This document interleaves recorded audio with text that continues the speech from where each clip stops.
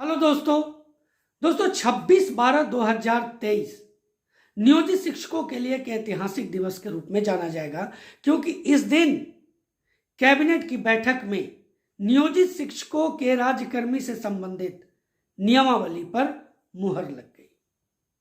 दोस्तों, नियोजित शिक्षक लगभग हताश हो चुके थे, निराश हो चुके थे। दोस्तों, यहां तक कि हमारे कमेंट बॉक्स में ऐसे ऐसे कमेंट आते थे, जब हम लोग राजकर्मी के दर्जे की बात करते थे तो उनका जो कमेंट आता था वो बताने लायक नहीं है।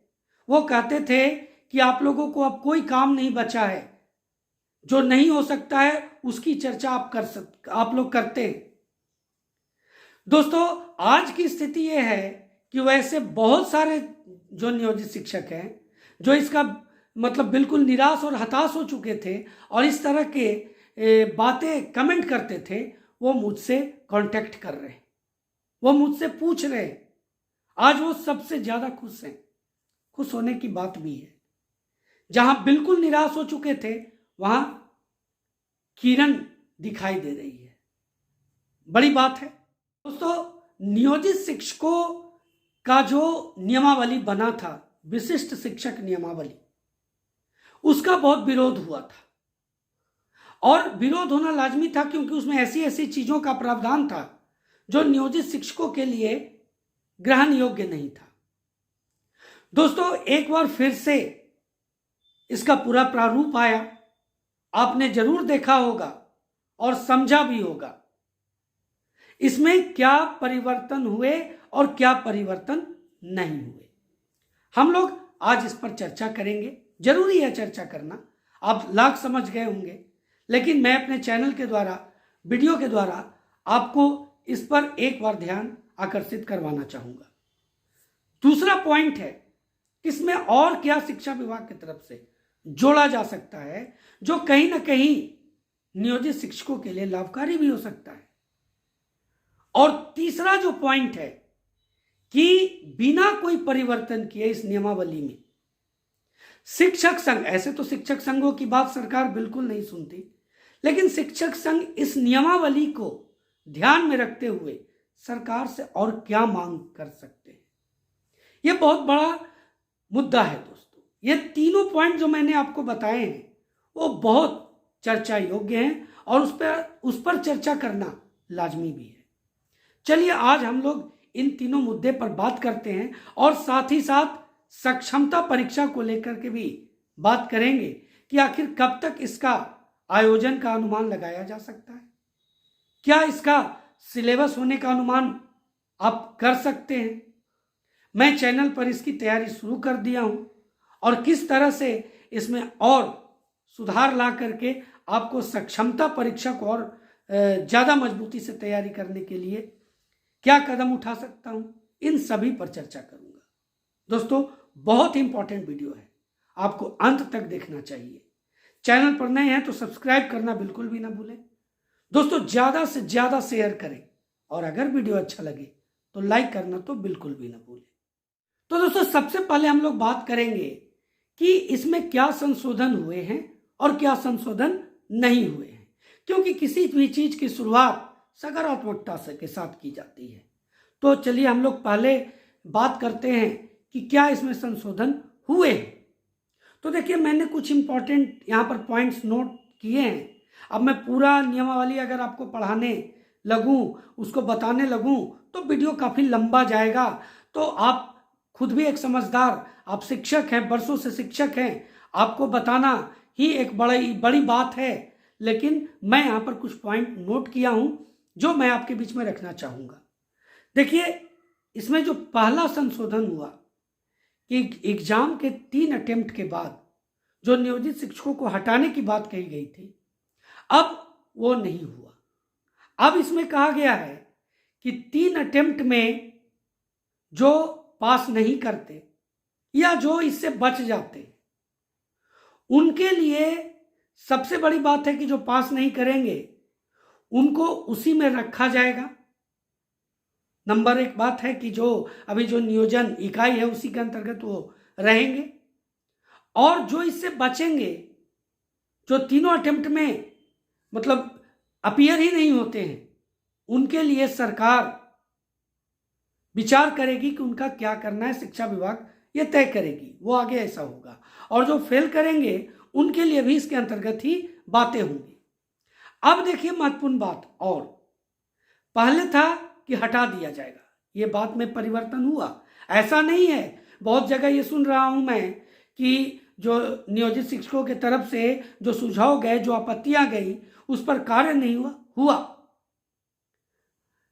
तो ये सब जो परिवर्तन हुए उसकी बात मैं कर रहा हूं। अब देखिए दूसरा, अनुशासनात्मक जो कार्रवाई की बात आई थी, उस पर भी दोस्तों सुधार हुआ। पहले आपने अगर विशिष्ट शिक्षक नियमावली जब पब्लिक डोमेन में लाया गया और उसमें सुझाव मांगा गया, उस पर आपत्तियां मांगी गई थी, तो उसमें सीधे सीधे जो अनुशासनात्मक कार्रवाई की बात हुई थी, सारे दंड विधान थे।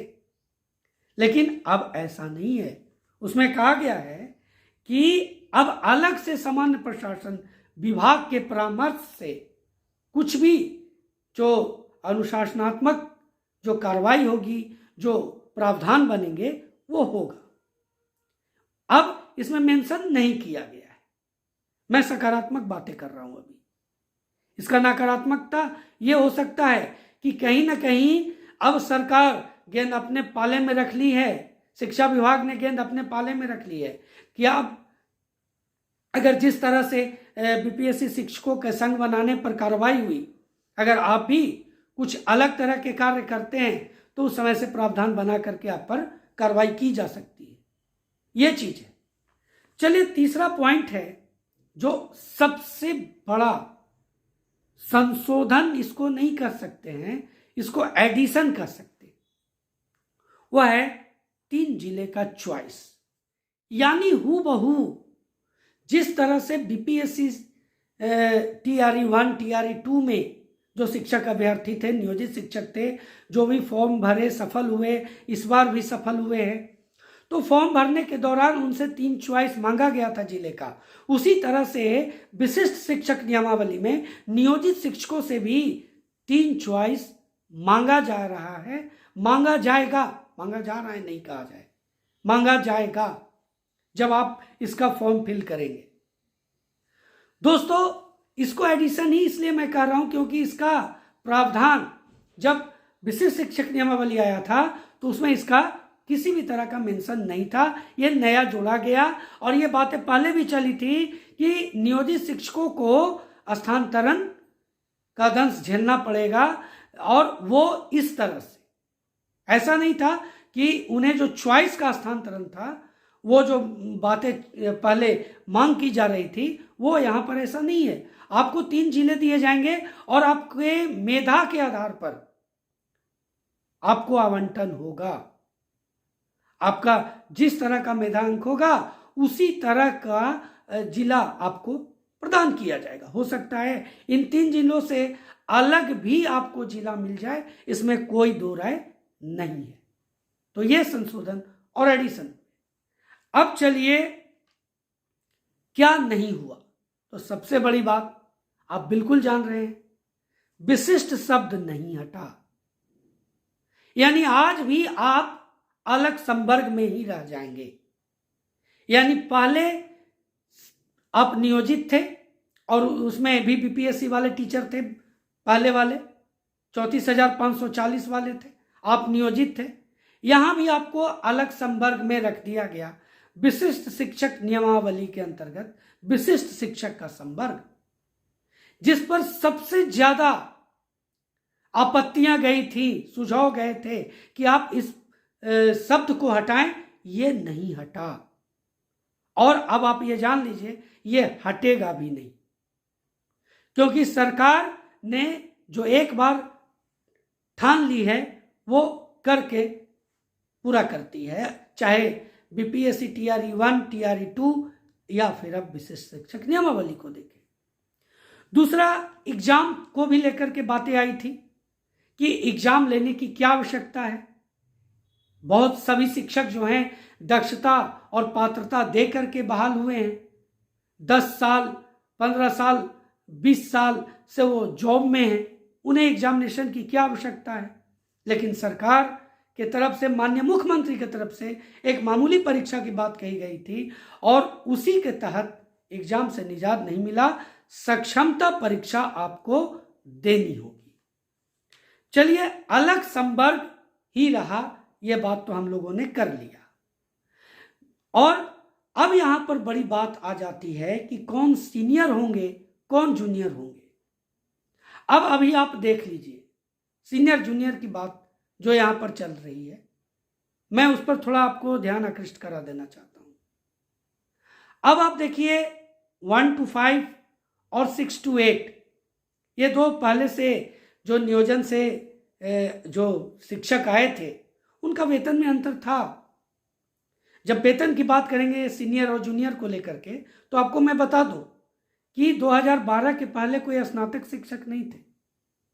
वो सभी जो प्रखंड शिक्षक थे और जो शिक्षा मित्र, जो पंचायत और प्रखंड शिक्षक में समायोजन जिनका हुआ था, उनका पेमेंट आज भी स्नातक शिक्षक जो बहाल हुए हैं उनसे ज़्यादा है।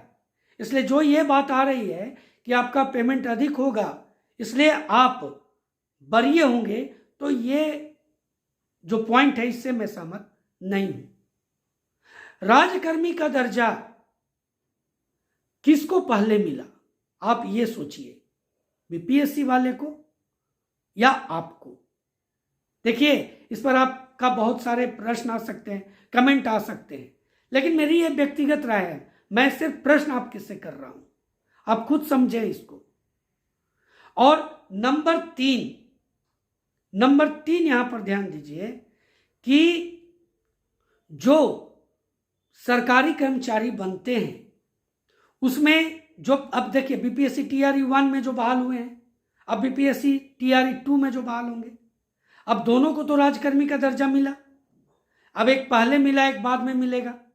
कौन सीनियर होगा, कौन जूनियर होगा, यह मैं आप पर छोड़ देता हूं। अब देखिए, हम लोग यहां पर बात करेंगे कि इसमें क्या हो सकता है, नई चीज शिक्षा विभाग की तरफ से जोड़ा जा सकता है। तो देखिए, बीपीएससी टीआरई 1, बीपीएससी टीआरई 2, इन दोनों में लाखों नियोजित शिक्षकों ने भाग लिया। बीपीएससी टीआरई 1 में हजारों ने और बीपीएससी टीआरई 2 में लाखों। बहुत सारे नियोजित शिक्षक सफल हुए, उन बहुत सारे इसमें ज्वाइन कर लिए बीपीएससी टीआरई 1 में। बीपीएससी टीआरई 2 में भी बहुत सारे ज्वाइन करेंगे, इसमें कोई दो राय नहीं। अब इसमें जो ज्वाइन नहीं करेंगे उनका क्या हो सकता है, तो एक संभावना, ये मेरा सोच है, मैं अपनी तरफ से ये आपको कह सकता हूं, ये जता सकता हूं, ये संभावना कि हो सकता है उन्हें सक्षमता परीक्षा से निजात मिल जाए, क्योंकि उन्होंने अपनी मेधा दिखा दी है। लेकिन प्रश्न यहां पर आता है कि उनका मेधा अंक क्या होगा। तो दोस्तों, मेधा अंक की बात यहां पर अगर की जाएगी तो जो उनका बीपीएससी में मेधा अंक है शायद वही उनका मेधा अंक रह जाए, यह हो सकता है, और उसी के आधार पर उन्हें वरीयता मिल सकती है। अब यहां पर हो सकता है उनसे चॉइस भी मांगा जाए कि आप चाहे तो सक्षमता परीक्षा दे करके अपनी वरीयता को सुधार कर सकते हैं या उसमें रह सकते हैं। यह भी एक संभावना जताई जा रही है। मैं 100% क्लियर इसमें नहीं हूं, मैं एक बात आपके बीच में रख रहा हूं। चलिए, क्या मांग की जानी चाहिए, जो सबसे महत्वपूर्ण है वो मैं आपको बताता हूं। सक्षमता परीक्षा का आयोजन बीपीएससी करे, ये मांग करनी चाहिए नियोजित शिक्षकों को।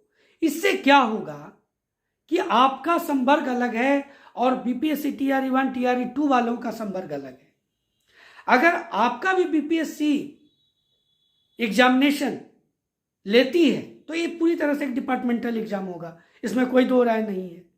लेकिन आपके अंदर भी ये भावना रहेगी कि आप भी बीपीएससी एग्जामिनेशन क्रैक करके आए, ये मांग होनी चाहिए, ये मेरा सुझाव है।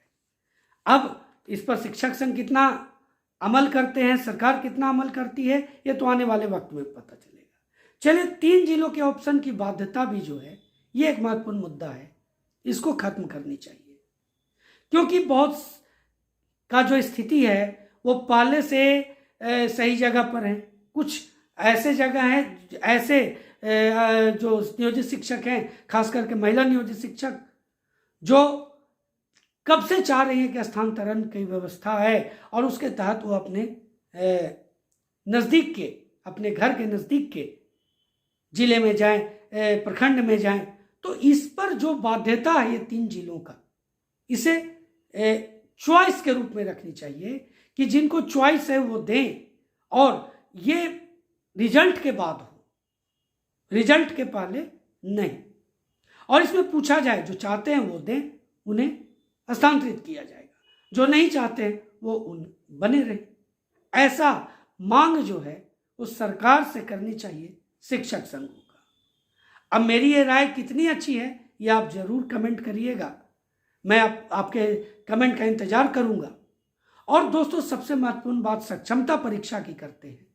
तो सक्षमता परीक्षा ये जनवरी के लास्ट तक होने की संभावना एक जताई जा सकती है। अगर अभी नहीं हुई तो साथ ही साथ मैं आपको बता दूं कि ये जो नियमावली उसमें मेंशन है कि प्रभावी होने से 1 साल तक, तो हो सकता है लोकसभा इलेक्शन के बाद भी हो, इसमें कोई दो राय नहीं, लेकिन एक संभावना आप जता सकते हैं कि जनवरी में हो जाए। अब सिलेबस की बात है, देखिए ये ओपन कंपटीशन है नहीं, ये डिपार्टमेंटल एग्जाम है। तो इसमें आपसे जीएस और पेडागोजी दोनों पूछे जा सकते हैं। यह भी हो सकता है कि सिर्फ जीएस रहे, पेडागोजी से प्रश्न आपसे नहीं पूछा जाए। लेकिन दोस्तों, आपको तैयारी जब तक सिलेबस नहीं आती दोनों की करनी चाहिए। दोनों के करने से फायदा भी है, आपका प्रधान अध्यापक प्रधान शिक्षक की भी तैयारी होती चली जाएगी। और मैं तैयारी शुरू भी कर दिया हूं, 2 वीडियो आपके बीच में पोस्ट किया हूं। एक बाल्यावस्था की समझ का जो डिटेल है और फिर उसका जो ऑब्जेक्टिव है, वो दोनों वीडियो आपके बीच में रखा हूं। कमेंट बॉक्स में उसका लिंक है, वहां से जाकर के आप उन दोनों वीडियोस को देख सकते हैं। और मैं अब लगातार इसकी तैयारी को और तेज गति से बढ़ाता हूं और नियोजित शिक्षकों से संबंधित जो भी महत्वपूर्ण मुद्दे होंगे, इस नियमावली से संबंधित, लगातार मैं आपके बीच में लेकर के आता रहूंगा। बस आपका गुड फेथ इसी तरह से बना हुआ रहे। दोस्तों, मिलते हैं अगले वीडियो में, तब तक के लिए जय हिंद।